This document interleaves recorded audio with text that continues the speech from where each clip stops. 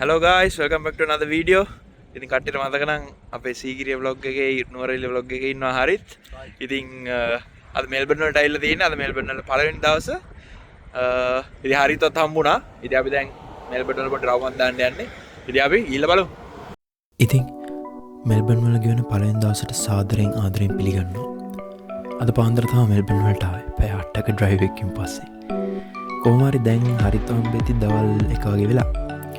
හරිත් මුලින්ම කිව්වේ එයා ඉන්න ක්ලේඩන් පැත්තට ගිහින් කොහෙන් හරි හොඳට කවුම් මචං කියන එක. ඉතින් මං හිටපු ක්ලයිඩ් නෝත් ඉඳන් ග්‍රැන්ඩ්බන් ස්ටේෂන් එකට බස් එකේ ආපු අපි එතනින් කෝච්චියේ ක්ලේඩන් වලට ආවා. ක්ලේඩන් ස්ටේෂන් එකෙන් එළියට ආව මට හරිත් ගානේ හොඳ ලන්ච් එකකුත් හම්බුණා.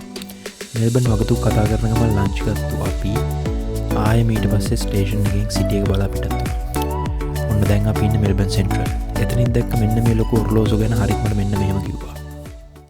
क्लॉक එක තියෙනවා ඔයගොල්ලෝ දකින්න ඒ ක්ලොක් එක සාමාන්‍යයෙන් ඩවුන් එකට දෙපාරක් විතර මේ ඉතින් එනවා සාමාන්‍යයෙන් සිංගර්ස්ලා වගේ සාමාන්‍යයෙන් කුඩින කට්ටියක් වගේ ආගෙන හරි යටින් මතු වෙනවා කියලා කියන්නේ. ඔව් යටින් මතු වෙන කට්ටියක්.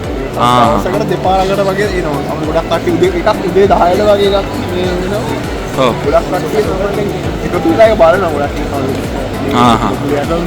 දවසට එක සැරේ දෙපාරක් එනවා. මතකයි උදේ 10ට මම නම් විදිහ එකක් ඉතින් දකයි කට්ටිය ආදි තමයි ලස්සන ඉවෙන්ට් එක. අපි දැන් ඉන්න වෙලාවත් එක අපි බලන්න විදියක් නැහැ. ඔව්. එළගිරි.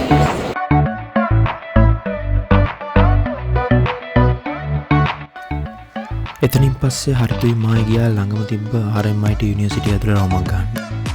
අපි ලංකාවේ බැචලර්ස් කරපු කාලේ ගැනත් ඒ යන ගමන් කතා කරන්න හරිතුයි මා දෙන්න අමතක කරේ නැහැ.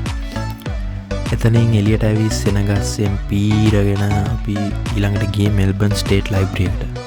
මම හරියෙන් දෙපාරක් විතර හොම මං හිතන්නේ ලයිබ්‍රරි එකක් කියලා ෂුවර්ද මචං මේක කියලාත්. ඔයාලටත් මං එහෙම කියන්නේ ඇයි කියලා දැන් තේරෙයි.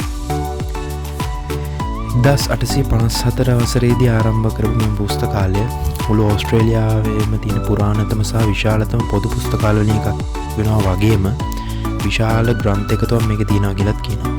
මිලියන 2කට වඩා වැඩි පොත් සංගරා සිතියම් එවැගේම ඡායාරූප මෙහි තියෙනවා කියලා තමයි කියන්නේ. 1913 දී විවෘත කරන ලද පිළිගත් ඩෝම් රීඩිං රූම් එක මේ පුස්තකාලයේ තියෙන ප්‍රසිද්ධම ස්ථානයක්. මේ පරිශීලකයන්ට සංසුන් වටපිටාවකදී කියවීමේ අත්දැකීම ලබා දෙනවා. මෙම පුස්තකාලය පාඨකයින්ට විතරක් නෙවෙයි සංචාරකයින්ටද විශාල ආකර්ෂණයක් පවතින ස්ථානයක්. තොරතුරු සෙවීමට නිදහස්ව ඉගෙනීමට සහ සාහිත්‍ය සංස්කෘතිය සමග එක්වෙන්න කැමති ඕනම කෙනෙක්ට අනිවාර්යයෙන්ම යන්න ඕන තැනක් තමයි මෙල්බර්න් ස්ටේට් ලයිබ්‍රරි කියන්නේ. ඔයාලට හැමදේම පෙන්වන්න බැරි වුණත් මේ විශාල පුස්තකාලය ඇතුළත ආවොත් විවිධත්වයකින් යුතු ඕස්ට්‍රේලියාවේ සංස්කෘතික පසුබිම ඓතිහාසික සිදුවීම් වර්තමාන සිදුවීම් පිළිබඳව සාක්ෂි සහ විස්තර මේ තියෙන විවිධාකාර ඩෝම්ස් ඇතුළේ ඔයාලට බලා ගන්න පුළුවන්. ඉතින් අපි පොඩ්ඩ ඇවිදලම් බලමුනේ තියෙනවා මොනවද කියලා.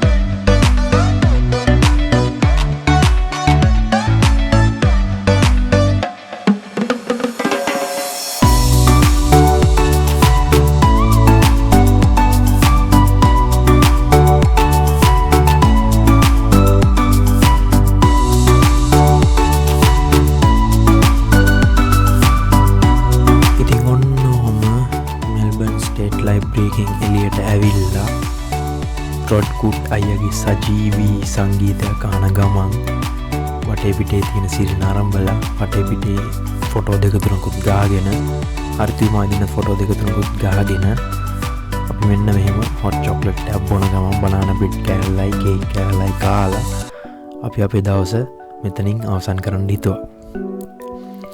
ඊට පස්සේ සුපුරුදු පරිදි අපි ස්ටේෂන් එකට ඇවිල්ලා එතනින් ආපහු ට්‍රේන් එක අරගෙන යන ගමන් හරිත් ක්ලේටන් වලින් බැස්සා. ඊට පස්සේ මම ගිහලා ක්‍රැන්බර්න් වලින් බැලලා එදා දවස අපි මේ විදිහට ගත කරලා ඉවර කරා. Hello guys, ඉතින් අද මේ විදිහට තමයි වීඩියෝ එක ඉවර වෙන්නේ. ස්ටාර් එකත් ඉන්නවා. එහෙනම් අපි day 2 එකෙන් හම්බෙමු.